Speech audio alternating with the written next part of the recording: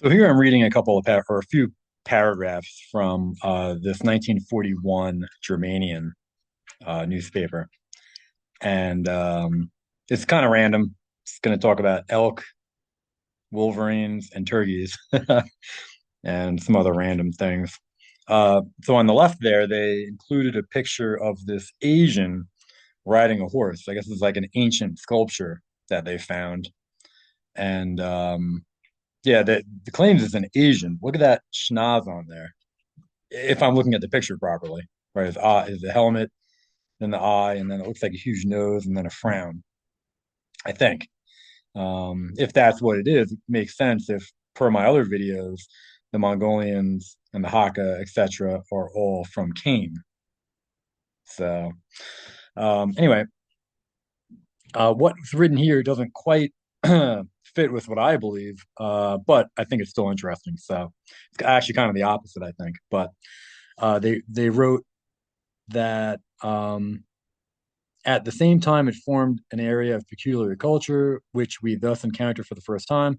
Admittedly, not a culture of a national character, but rather a cultural sphere that encompassed Iranians and Tocharians, i.e., Indo-Germanic peoples, but also Turkic tribes, Ergofins, and Mongols. Collectively, they are referred to as horse riding peoples or horse riding nomads.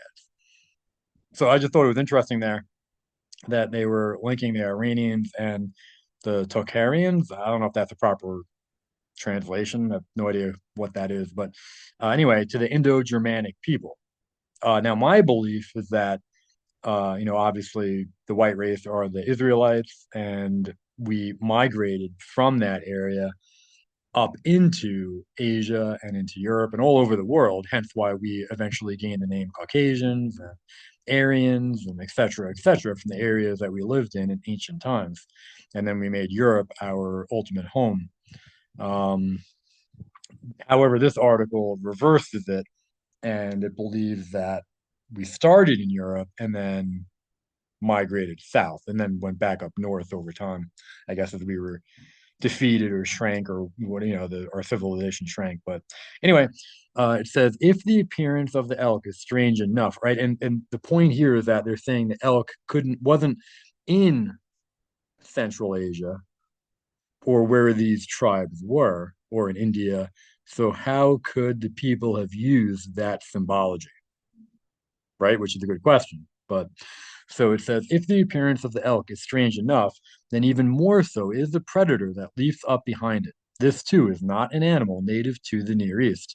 Depicted is the wolverine, a bloodthirsty animal that inhabits exclusively the northern zone and is one of the most dangerous species of, well, it says of reindeer, but I don't think it was a reindeer. So anyway, um, and then it says A. Afoldi has succeeded in assigning the Wolverine a definite place in Middle Eastern legend when the Huns, which my understanding, they were Asiatic, they were not white. They could have been Turkic. So it could have been a mixture of Asians and Turkic, right? The Edomite, Canaanite, etc. And therefore they could have resembled white people. Some may have had light hair, etc. Coming from Inner Asia, invaded the ancient world. They believed they were being guided by a divine hand. Well, not divine hand, but a satanic hand, right? If what I believe is true, that they were descended from Cain and ultimately Satan, it should right, and they were going for world domination. So it showed the pursuing hunters a path through the Meotic swamp. Then it disappeared. The entire Hun community took up arms and followed the path shown by the hand, crossed the swamp, the border between Europe and Asia. The original form of this mythical conquest, which has been preserved among the northeastern Huns, replaces the hunters with the winged man and his companion, the walking pastor man. I don't know what that is. So, and replaces the hind with the elk. Again, I don't think it's a great translation, but if you can make sense of it. But I think the idea you understand is interesting here. So on the left there is an elk and what looks to be a dragon. And of course, that would make sense, right? Because the Mongolians, Hakka, the Asiatics, etc., worship the dragon, the serpent, right? Which would make sense if they are from Cain and ultimately Satan. right? Because there are no, I've talked about this in other videos. You can go watch my Hakka and Mongolian videos, but there are no serpents in Mongolia for them to worship. So why would they worship a dragon? But anyway, um, it's on the right there. It says on a felt applique from the Hunnic graves in Outer Mongolia, our legend appears in the image right to the left, I think. The Wolverine is, no, maybe different. Anyway, the Wolverine, as depicted in the northeastern Yak accounts of the winged wonder beast, has leaped onto the back of the collapsing elk. And of more recent, it says nothing about the nature of the animal depicted. In any case, it is not a, it says here, it is not a wolverine, and this is regarding the picture on the left, but probably a dragon. So it says, nevertheless, it does not indicate the starting point. The legend and its depiction originated where elk and wolverine are native, right, in northern Asia and Europe, among the nomads of Central and North Asia. Only from there could it have reached Central Asia. Um, it is a component of the cultural.